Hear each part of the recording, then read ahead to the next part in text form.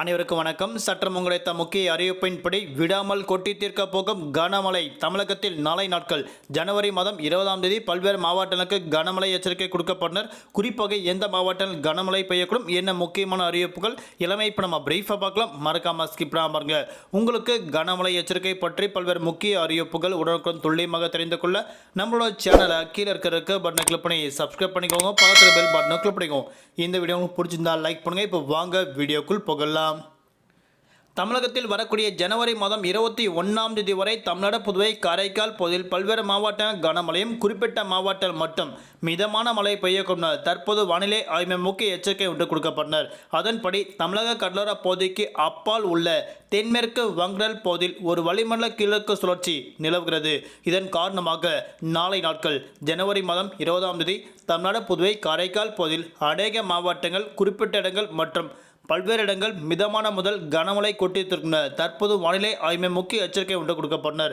அதன்படி இன்றைய நாட்கள் பொறுத்தவரை கன்னியாகுமரி, திருநெல்வேலி, தூத்துக்குடி, ராமநாதபுரம், தென்காசி உள்ளிட்ட பல்வேறு மாவட்டங்கள் இன்றைய நாட்கள் கனமழை கொட்டித்திருக்கும் அறிவிக்கப்பட்டனர். குறிப்பாக நாளை நாட்களும் இம்மாவட்டங்கள் கனமழை கொட்டித்திருக்கும்.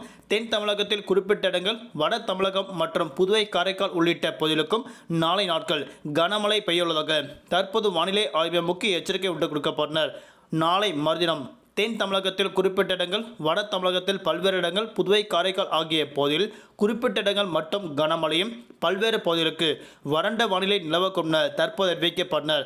வரக்கூடிய ஜனவரி மாதம் 22ஆம் தேதி முதல் 24ஆம் தேதி வரை தமிழ்நாடு, புதுவை, காரைக்கால் பகுதியில் பல்வேறு மாவட்டங்கள் பெரும்பாலும் வறண்ட வானிலை நிலவக்கூடும் தற்போது அறிவிக்கப்பட்டனர். தலைநகர் சென்னை பொறுத்தவரை வானம் பொதுவாக மேகமூட்டத்துடன் காணப்படும். நகரை ஒரு சில பகுதியில் லேசான மிதமான நிலையும், அவ்வப்போது இடியக்கூடிய கனமழை பெய்யக்கூடும்.